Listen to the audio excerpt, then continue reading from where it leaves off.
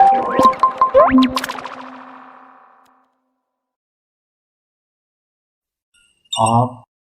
انبیاء علیہم السلام کی زندگی میں سے اس حصے کو ضرور پڑھیے جو عبادت سے بندگی سے متعلق ہے، یعنی ہر مومن کا یہ اولین فرض ہے کہ وہ پیغمبروں کے حالات زندگی میں سے اس سبق کو ذہن میں رکھیں جو ذکر و عبادت سے متعلق ہے، تاکہ پتہ چلے کہ ان بزرگ ہستیوں نے کس طرح خداوند کریم کی عبادت کی اور کس طرح خدا کو یاد کیا۔ قرآن میں انبیاء علیہ السلام کے بہت سے حالات کا ذکر آیا ہے، اور خاص طور سے ذکر عبادت سے متعلق، گریہ گزاری سے متعلق۔ اس کے علاوہ یہ بھی دیکھنا چاہیے کہ جو اگلی صف کے مومنین گزرے ہیں ان کے کیا کیا اوصاف قرآن مقدس میں بیان ہوئے ہیں، یہ بھی دیکھنا چاہیے۔ اور اس کے علاوہ دو اہم مضامین کے لیے اور دیکھنا چاہیے۔ ایک یہ کہ خداوند عالم کی مقدس اور پاکیزہ محبت کس طرح حاصل ہو سکتی ہے، اس کی کیا کیا شرطیں ہیں، اور وہ ذات پاک کن کن چیزوں کو ناپسند کرتی ہے، یہ بھی دیکھنا چاہیے۔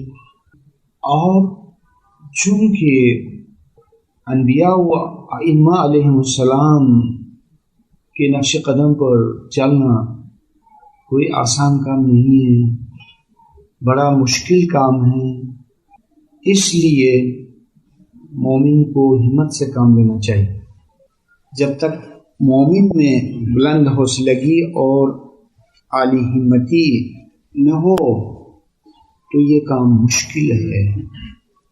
اب جانتے ہیں کہ دنیا میں عظیم کارناموں کو انجام دینے کے لیے زبردست ہمت سے کام لینا پڑتا ہے۔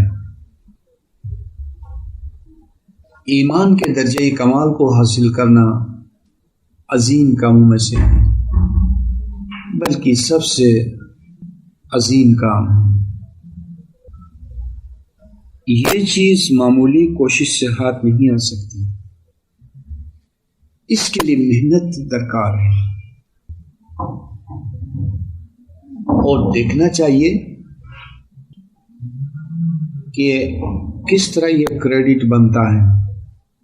مثلا کچھ تو اپنی کچی عادتوں کی اصلاح سے، کچھ عبادت سے، کچھ علم سے، کچھ خدمت سے مومن کما سکتا ہے۔ اگر وہ ایک دم سے کسی ایک خزانے کو حاصل نہیں کر سکتا ہے، تاہم اس میں مایوسی کی کوئی بات نہیں ہے، لیکن وہ ہر مقام سے تھوڑی تھوڑی کمائی کر سکتا ہے۔ جو مومن ہوش مند ہو، دانا ہو اور روحانی ترقی کے لیے ذوق شوق رکھتا ہو تو وہ ہر سو سے، ہر جہت سے، ہر طرف سے تھوڑی تھوڑی کمائی کر کے ایک بڑا ٹوٹل بنا سکتا ہے۔ جیسا کہ میں نے عرض کیا، کچھ تو اپنی عادتوں کی اصلاح کی طرف توجہ دے، کچھ تسبیحات پر زور دیں، کچھ خدمت کریں، کچھ علم کمائیں۔ تو جو بھی نیک کام ہے اور جو بھی کام ایسا ہے کہ اس کے متعلق قرآن میں فرمان میں ارشاد ہوا ہے، تو اس چیز کی طرف توجہ دیں تو انشاءاللہ کوئی وجہ نہیں کہ مومن ترقی نہ کر سکے۔ آپ دیکھتے ہیں کہ معلوم نہیں 3 یا 4 مجلسیں ہوئی ہیں، اور ان تھوڑی سی چند ہی مجالس کے رزلٹ کے طور پر آپ ماشاءاللہ بہت پگھل رہے ہیں اور دل بہت ہی نرم ہو چکا ہے۔ دیکھا آپ نے کہ کوشش کتنی اہم چیز ہے کہ آپ کو کامیابی سے ہمکنار کر سکتی ہے۔ اگرچہ آپ کو اس میں زحمت اٹھانی پڑتی ہے کہ بعض حضرات دور دور سے آتے ہیں، لیکن اس کی کوئی بات نہیں ہے۔ آپ اس بات کو ضرور جانتے ہیں کہ اس مجلس سے متعلق جتنی بھی محنت ہے وہ سب عبادت ہے۔ اس کے لیے جو بھی حرکت کی جائے، جو بھی قدم اٹھایا جائے، وہ مفت اور رائگان نہیں ہے، اس کا ایک اجر و صلہ موجود ہے، وہ بجائے خود ایک عبادت ہے۔ لہذا جو بھی دشواریاں آپ کے سامنے آتی ہیں تو ان دشواریوں کے باوجود ان سے گزر کر، ان سے آگے بڑھ کر، ان کو کراس کر کے آئیے اور مجلس سے فائدہ اٹھائیے۔ دیکھیں کہ ایسا موقع دنیا میں بہت کم ملتا ہے۔ ایک اکیلا انسان کچھ بھی نہیں کر سکتا ہے۔ اگرچہ کوئی کامل استاد ہے تو وہ بھی اکیلے میں البتہ کچھ زیادہ کام نہیں کر سکتا، اور چلیے وہ اگر کر بھی سکتا ہے تو ایک اسٹوڈنٹ اکیلے میں کام نہیں کر سکتا ہے۔ اس لیے مل کر عبادت کرنے سے روحیں آپس میں مل جاتی ہیں اور ایک طوفانی طاقت اختیار کر لیتی ہیں۔ اب دیکھتے ہیں کہ عبادت کا کیا عالم ہے، کیا صورتحال ہے۔ تو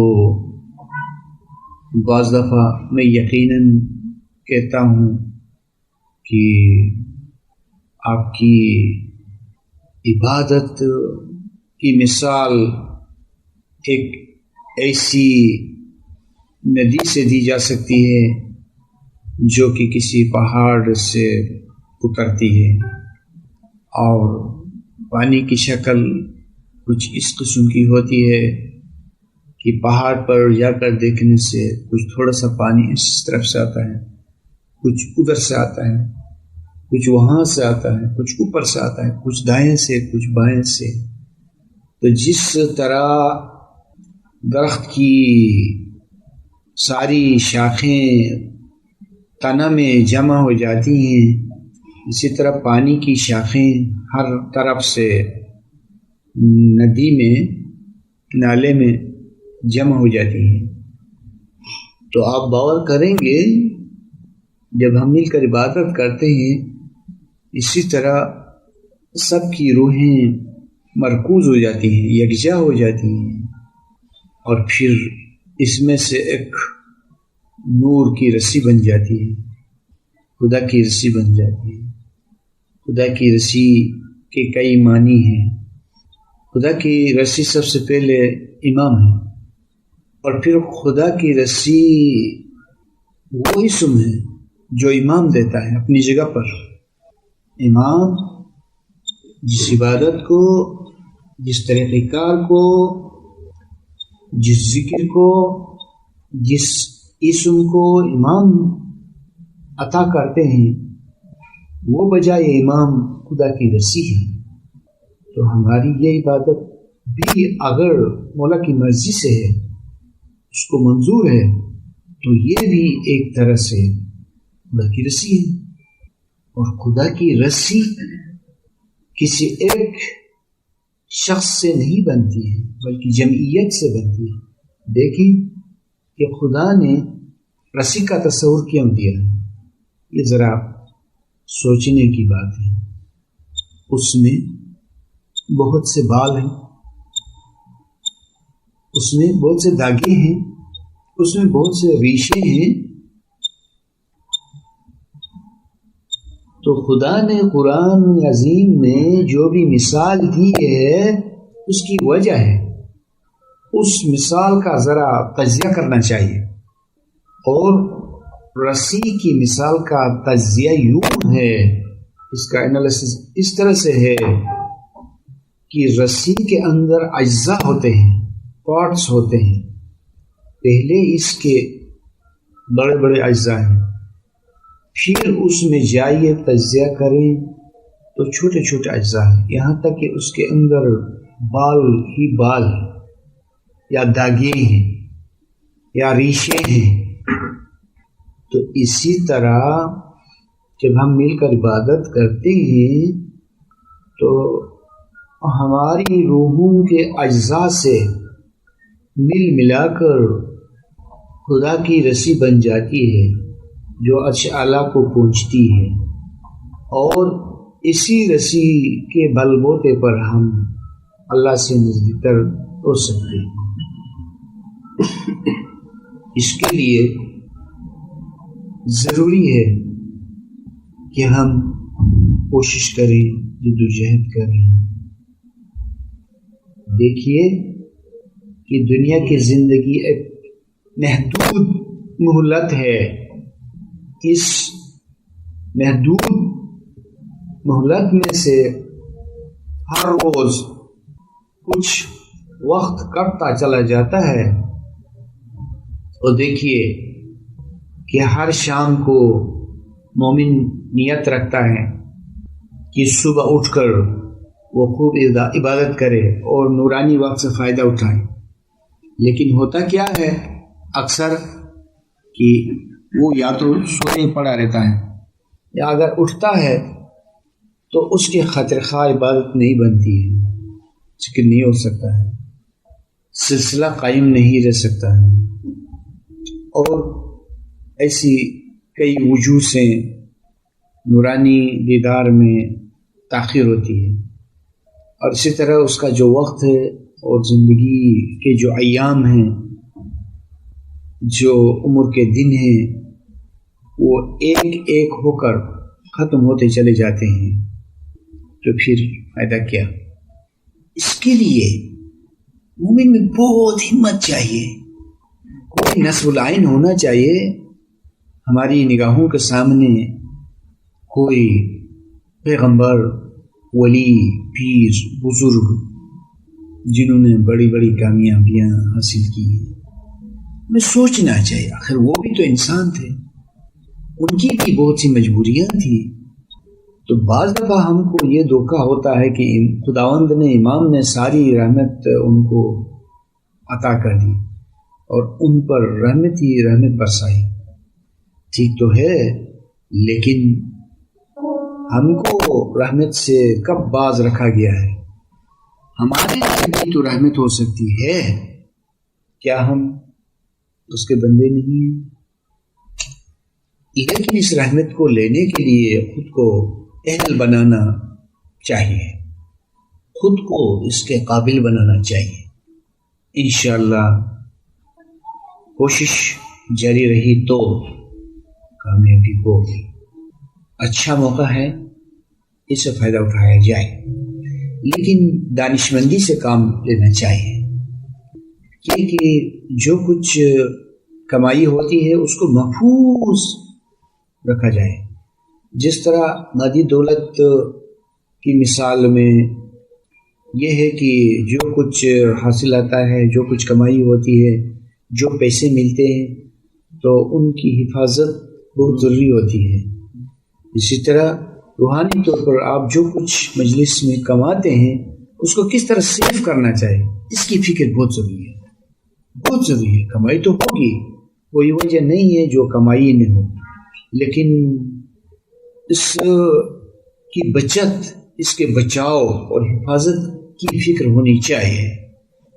ایک ہوشمند مومن اپنے اس ایمان کے سرمایے کو بہت احتیاط سے محفوظ رکھتا ہے، بہت احتیاط سے محفوظ رکھتا ہے. تو جس طرح مومن اپنی کسی مشین کی حفاظت کرتا ہے، مال کی حفاظت کرتا ہے، کیپٹل کی حفاظت کرتا ہے، گھر کی حفاظت کرتا ہے، صحت کی حفاظت کرتا ہے، کپڑوں کی حفاظت کرتا ہے، ہر چیز کی وہ حفاظت کرتا ہے. لیکن حفاظت کے لیے محبت چاہیے. یعنی اگر ہماری محبت ہے ایمان کے اس سرمایے سے، اس روحانی کمائی سے اگر محبت ہے تو ہم اس کی حفاظت کر سکیں گے. اگر ہم اس کو درخوری اعتنا نہیں لیتے ہیں، یعنی ہم اس کا کیئر نہیں کرتے ہیں، اس کا خیال نہیں رکھتے ہیں اور اس کو عزیز نہیں رکھتے ہیں، تو پھر انجانے میں لاشعوری طور پر اس کو ضائع کر سکتے ہیں. خیال رکھنا چاہیے کہ ہم نے کیا کمایا. تو مشکل یہ ہے کہ یہ دولت نظر نہیں آتی ہے. 4 پیسے ہوتے ہیں ہماری نگاہوں کے سامنے تو شاید احتیاط کرتے، کیونکہ وہ ہم کو نظر آ رہے ہیں، اس کی ہم گنتی بھی کر سکتے ہیں، اس کا اندازہ بھی کر سکتے ہیں.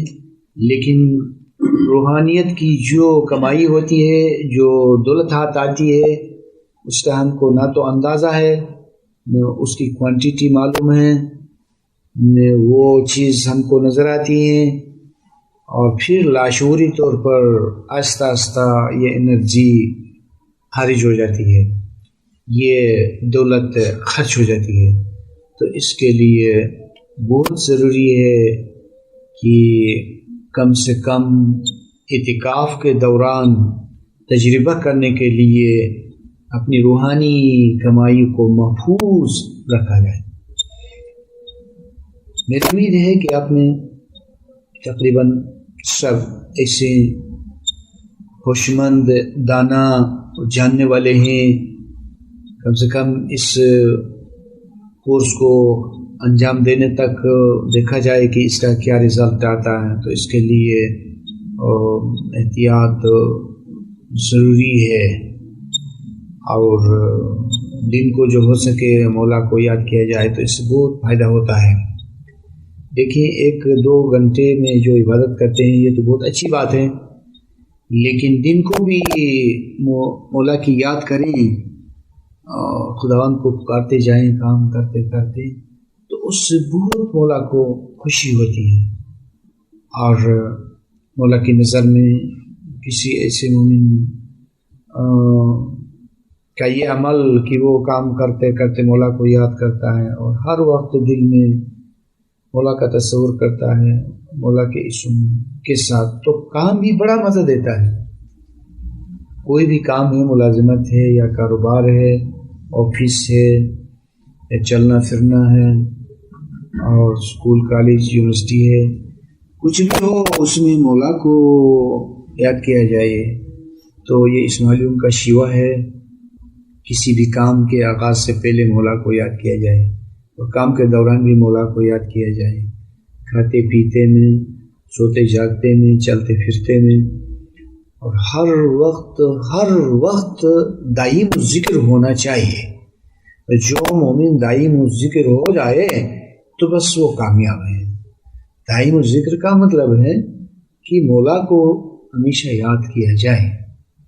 کاش اگلے زمانے میں جو ہمارے آبا و اجداد تھے وہ کتنے نیک تھے، اور ان کو جو رزق ملتا تھا وہ برابر ملتا تھا، یعنی نہ کم اور نہ زیادہ. لیکن ہمارا یہ زمانہ ایک لحاظ سے مشکل کا ہے کہ اس میں بہت آسائش ہے، بہت ترقی ہے، اور اگر اس ترقی کو اور ان نعمتوں کو ہضم نہیں کر سکیں تو پھر یہ خطرناک ثابت ہو جاتی ہیں. تو میں کہہ رہا تھا کہ میں نے بہت سے مومنین کو دیکھا جب وہ رات کو سوتے ہیں تو درمیان میں جب جاگتے ہیں تو خداوند کا نام لیتے ہیں، دل میں نہیں، آواز کے ساتھ. تو ان کی آواز آس پاس جو گھر میں ہی ان کے کان میں پڑتی ہے. تو اس سے بہت سرور اور بہت خوشی ہوتی ہے. اور اگر گھر میں یہ عادت ہو کروٹ بدلتے ہوئے مولا کا نام لے کوئی، یا گھر میں کوئی بزرگ آدمی ہے بار بار نام لے، تو اس سے گھر والوں پر روشنی پڑے اور ایک مذہبی ماحول پیدا ہو جائے. لیکن ایسے بزرگ آج کل بہت کم ہیں. تو بعض گھروں میں ہم نے دیکھا ہے کہ جو بزرگ ہیں اور جو مائیں بہنیں ہیں تو دن کو بھی کوئی ایسی جائے نماز جیسی چیز بچھا کے، اور جتنے فرصت کے لمحات ہوتے ہیں تو ان میں وہ ماں بہن اور بہت سے بھائی بیٹھتے ہیں، اور کچھ حضرات صوفہ پر بیٹھ کے ہاتھ میں تسبیح لیتے ہیں، اور ان کو دیکھ کے رشک آتا ہے. کتنے مولا کے پیارے ہوتے ہیں، کتنے نیک بندے ہوتے ہیں، کتنا مزہ آتا ہے. ان کو دیکھیں بس مزہ آئے تو موڈ بنے یا رشک آئے اور دل پگھل جائے. تو مومن یہ سب کچھ کر سکتا ہے، سب کچھ کر سکتا ہے. نور کی کھیتی باڑی کر سکتا ہے، اور نور سے اپنے دل کی زمین کو آباد کر سکتا ہے. ایک ایسا گھر بنا سکتا ہے کہ اس میں نور برسے اور فرشتے آئیں. ایسی بہت سی روحیں ہیں اس کی کائنات کے اندر. آپ باور کریں گے کہ ان روحوں کو بلا کے کیپچر کریں اور ان کے لیے ایک شغل بنائیں عبادت کا، بندگی کا، تو اس گھر کے اندر بہت سی برکتیں ہوں گی. بہت سی روحیں ہیں جن کو عبادت چاہیے، اور بہت سی روحیں ہیں جن کی عبادت کم تھی اور پھر وہ مومنین کی روحیں ہیں یا کس طرح سے بھی ہیں تو وہ دنیا میں آتی ہیں. اور جہاں عبادت کا کوئی مقام ہو، کوئی گھر ہو یا عبادت خانہ ہو، تو سب روحیں، بہت ساری روحیں وہاں جمع ہو جاتی ہیں. اگر پھر چونکہ وہ روح ہے نا، جسم نہیں ہے، تو ہماری عبادت کے ساتھ ہم آہنگ ہو جاتی ہے. جب ہم آہنگ ہو جاتی ہیں تو بڑا مزہ آتا ہے اور بہت سی اس میں برکتیں ہوتی ہیں. تو ایسی روحیں بہت سے تحفے تحائف لے کے آتی ہیں، یعنی اور روحانی قسم کی برکتیں لے کے آتی ہیں. اس طرح اگر ہم اپنے گھر کو روحانی ماحول کا گھر بنائیں، اس میں عبادت ہو، بندگی ہو، اور مولا کا کوئی کیسٹ بجے، گنان کا کیسٹ بجے، علم کا کیسٹ ہو، علم کی باتیں ہوں، کوئی ایک دو دوست آئے بیٹھیں اور ان کو علم کی باتیں کریں، اور آپ میں سے ہر ایک کا ایک چھوٹا سا حلقہ ہو، 2 3 یا 4 5 دوست مل کے امام کی باتیں کریں تو بہت مزہ آئے گا. اور اس سے پھر 2 طرفہ فائدہ ہوگا.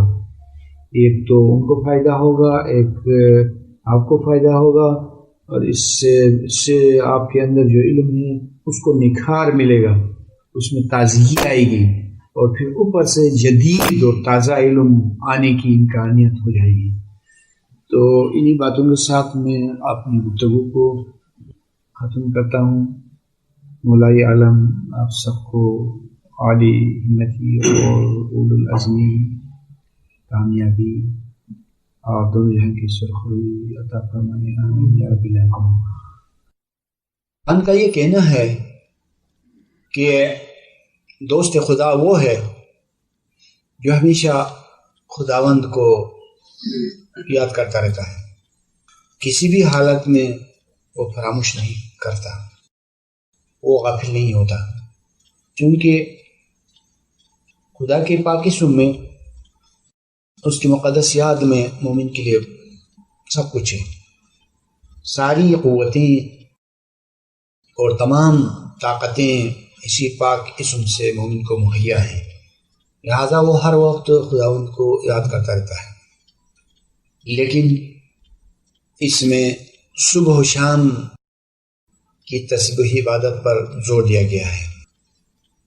میں چند باتیں صبح و شام کی عبادت کی اہمیت کے بارے میں عرض کروں گا کہ دن کے یہ جو 2 کنارے ہیں، یعنی صبح اور شام، کیوں اہم ہیں عبادت کے لحاظ سے، اور مومن کو دین کے ان دونوں کناروں پر کس طرح خود کو تیار رکھنا چاہیے. تو سب سے پہلے میں شام کی بات کروں گا. شام کا وقت ایسا ہے کہ وہ ایک جزوی قیامت کا نمونہ ہے. جس طرح انسان کی عمر کے خاتمے پر اس کو قیامت میں حساب دینا پڑتا ہے،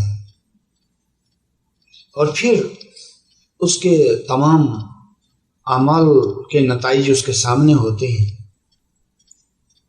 کہ زندگی کا جو پروگرام ہوا تھا وہ کس طرح طے پایا اور اس میں کیا کیا عمل ہوا وغیرہ. اس کا حساب کتاب دینا پڑتا ہے. یہ تو کلی حساب ہو گیا، لیکن اس کے اندر، اس پروگرام کے اندر یعنی زندگی کے اندر اجزاء بھی ہیں، یعنی چھوٹے چھوٹے حسابات بھی ہیں. وہ چھوٹے حسابات اس طرح سے ہیں کہ ہر شام کو اللہ کے حضور میں دن کے اعمال کا حساب دینا پڑتا ہے. جس طرح کوئی مزدور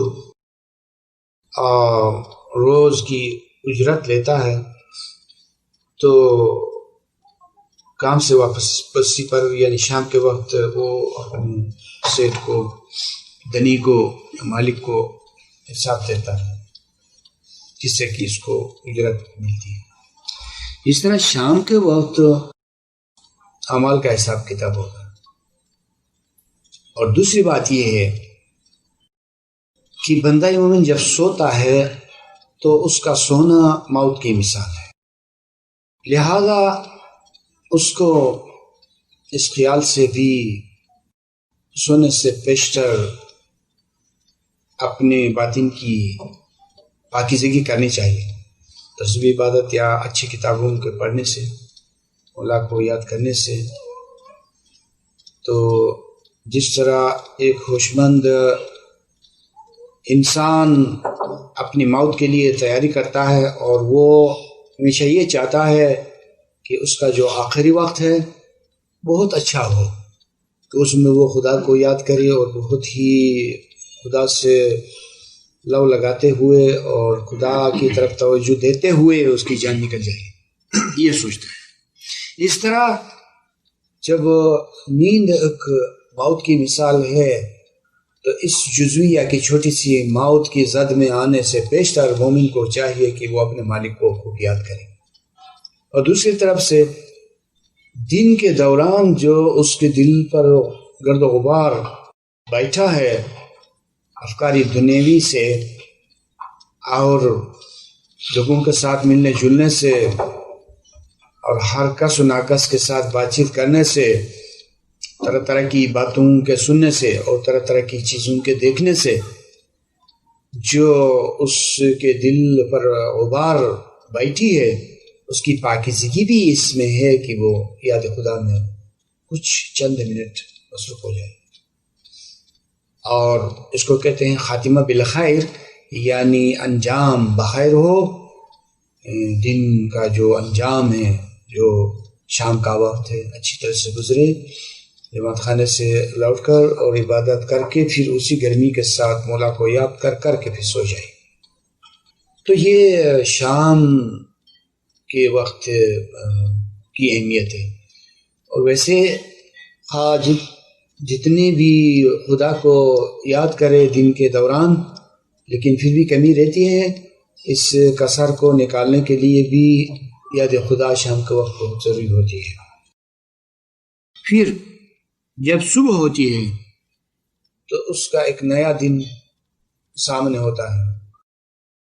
لہذا اس خدا سے رجوع کرنا چاہیے کہ اس کا وہ دن اچھی طرح سے گزرے، دنیوی کام میں بھی برکت اور کامیابی ہو اور سلامتی سے وہ وقت گزرے. کیونکہ معلوم دن میں کیسے کیسے واقعات سامنے آتے ہیں، کیا کیا باتیں ہوتی ہیں، کن لوگوں سے ملاقات ہوتی ہے، کیا ہوتا ہے اور کیا نہیں ہوتا ہے، تو اس کے سامنے دن کی زندگی اور اس کے پروگرام ہیں، لیکن معلوم نہیں کہ کیا کیا ہونے والا ہے۔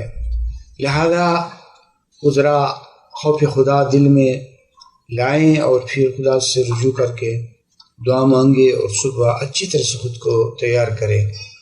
اور اس میں یہ بھی ہے کہ پھر وہ دن کو یاد نہیں کر سکتا، لہذا صبح خوب یاد کرے۔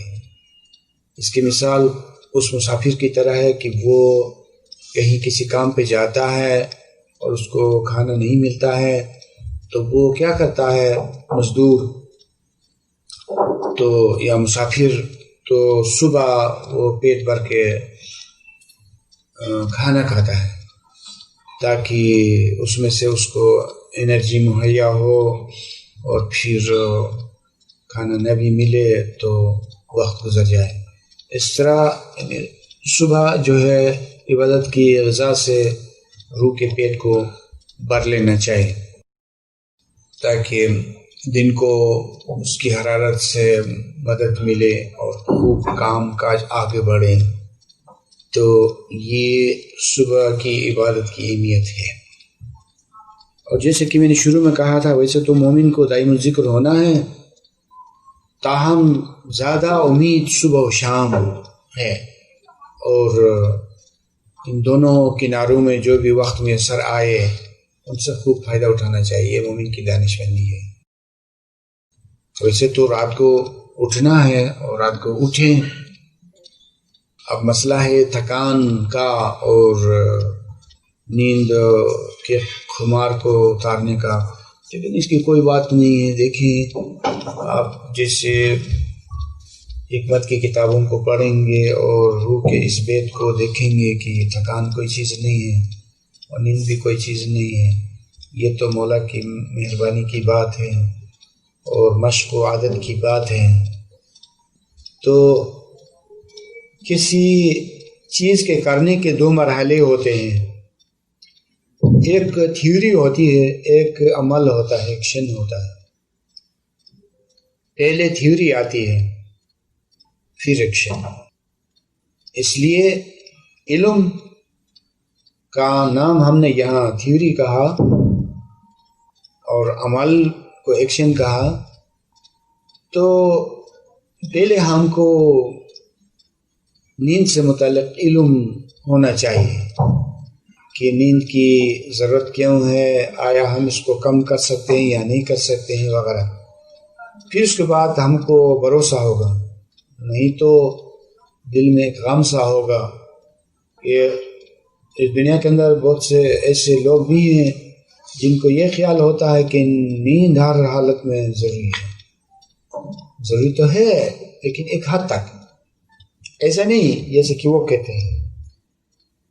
تو یہ تو رات کی عبادت کی بات ہو گئی، اور جن لوگوں کو زمانۂ ماضی میں بڑے پیمانے پر کامیابی حاصل ہوئی تھی، انہوں نے رات کے وقت سے فائدہ اٹھایا، اور چونکہ رات کے وقت بڑے سکون کی عبادت ہوتی ہے اور بہت مزہ آتا ہے اور بہت کامیاب عبادت ہوتی ہے۔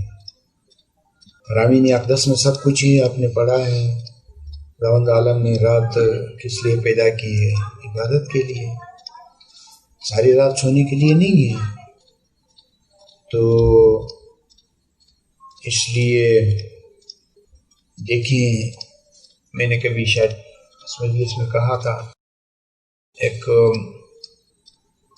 شخص کو 1,00,000 روپے کی لاٹری لگے، باؤنڈ لگے، تو اس کو کہاں نیند آتی ہے؟ تھکا ہوا ہے یا غذا زیادہ کھائی ہے، کچھ بھی ہوا ہے، لیکن نیند نہیں آئی گی۔ کہاں گئی وہ نیند جو اس کے نزدیک ضروری تھی؟ جو سب لوگ کہتے ہیں کہ ضروری ہے، لیکن نیند کو کس چیز نے ماری؟ پیسوں کے عشق نے۔ اس طرح اگر کسی کو مولا سے عشق ہو تو نیند کہاں آئے گی؟ ہم کو اگر مولا سے عشق ہوتا تو نیند نہیں آتی، یا اگر آتی تو تھوڑی سی آتی، یا آتی تو بالکل سلجھی ہوئی نیند آتی۔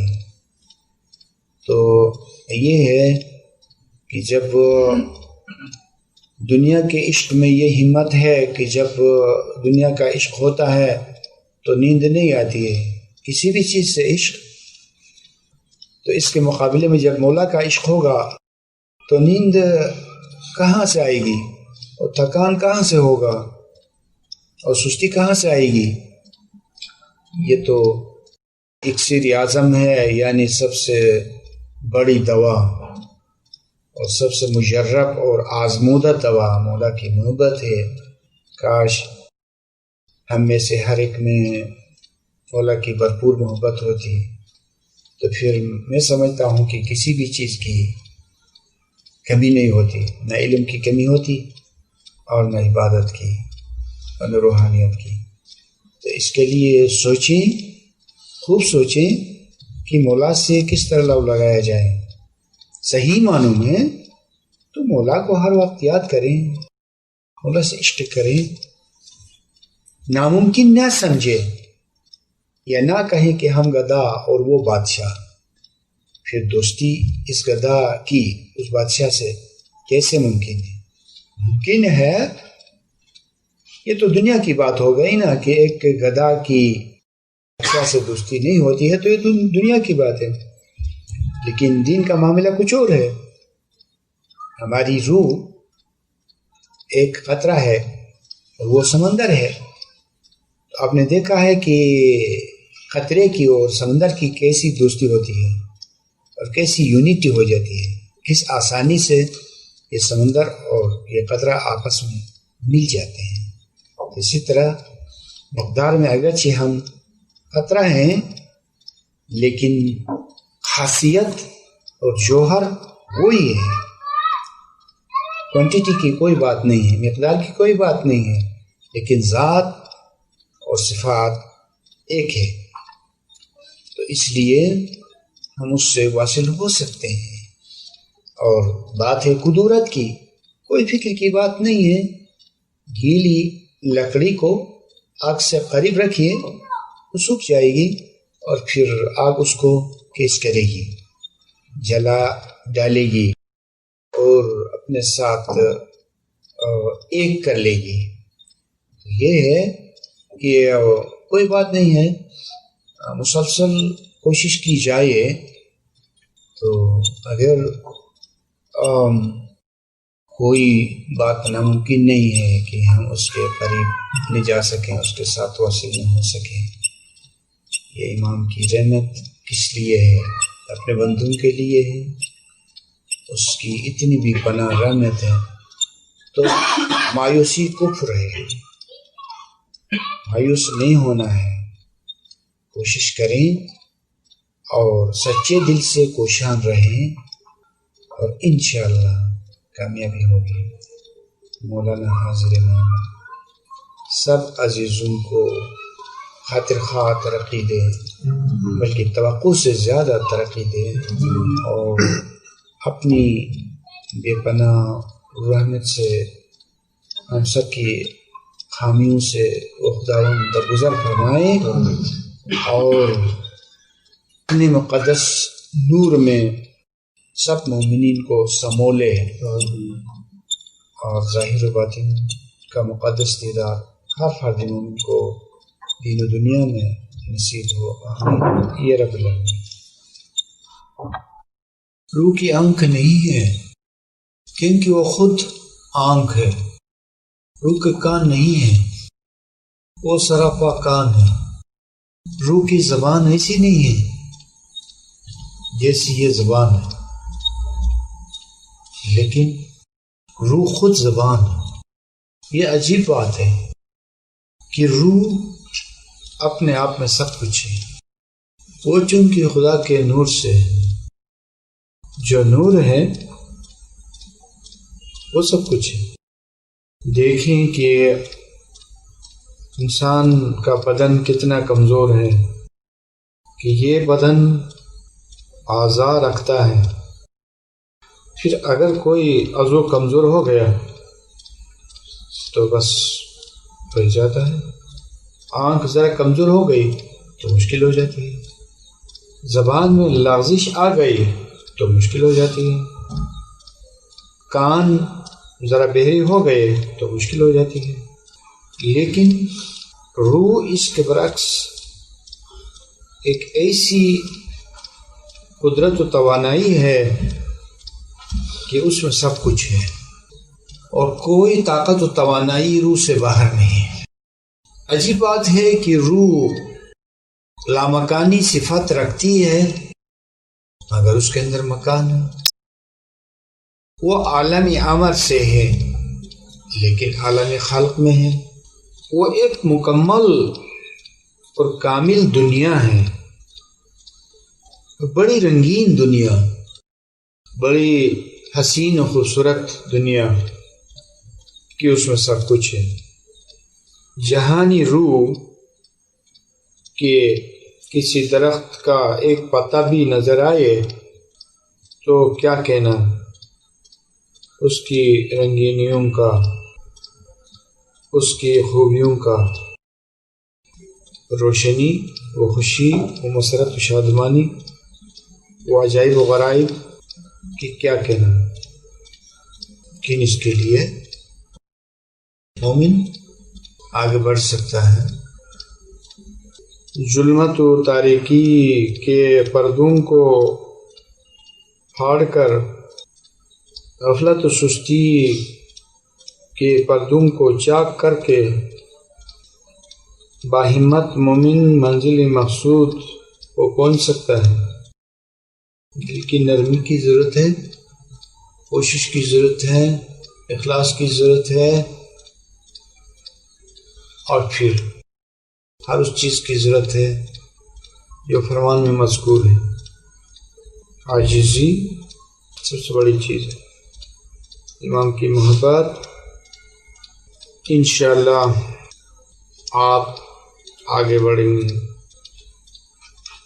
آگے بڑھ سکیں گے چونکہ آپ کی بہت کوشش ہے، آپ کا بہت شوق ہے. انشاءاللہ مولا آپ پر مہربان ہوگا. آمین یا رب العالمین. روحانی طور پر حدود دین کا بدلی ہونا اس طرح سے ہے کہ اصل میں حدود دین لطیف جسم میں ہیں، اسٹرل باڈی میں کام کرتے ہیں، ذرات میں کام کرتے ہیں. ایک مومن جیسے ہی کامیاب ہو جاتا ہے تو حدود دین آ کر اس کے ساتھ باتیں کرتے ہیں اور پھر دوسرے آتے ہیں، پھر تیسرے آتے ہیں. اور دوسری بات اس کے علاوہ یہ کہ بندہ مومن ذکر میں مصروف ہوتا ہے اور ذکر کرتا چلا جاتا ہے، مسلسل اور متواتر ذکر کرتا ہے. تو پھر جب بہت آگے بڑھتا ہے تو اس کے حدود بدل جاتے ہیں. ایک بات میں بہت راز کی بات کروں. ایک دفعہ میں روحانی انقلاب کے دوران ذکر میں مصروف تھا اور سامنے سے پردہ ہٹا ہوا تھا اور آواز کے مراحل تھے تو بہت سارے روحانی، بہت سارے حدود سامنے تھے کہ ایک گنان کی آواز آئی جو دو مخلوق پڑھتی تھی. دونوں کی آواز کو میں بیان نہیں کر سکتا، اور سچ اس کی کیفیت کو،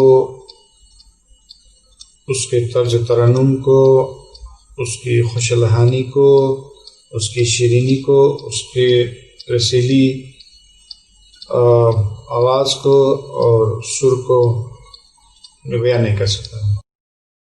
تو کچھ دیر کے بعد تو دونوں بدل گئے، دوسرے آ گئے جو پہلے سے بہتر تھے، پھر تیسرے آ گئے جو ان سے بہتر تھے، پھر چوتھے آ گئے ان سے بہتر تھے، پھر پانچویں آ گئے.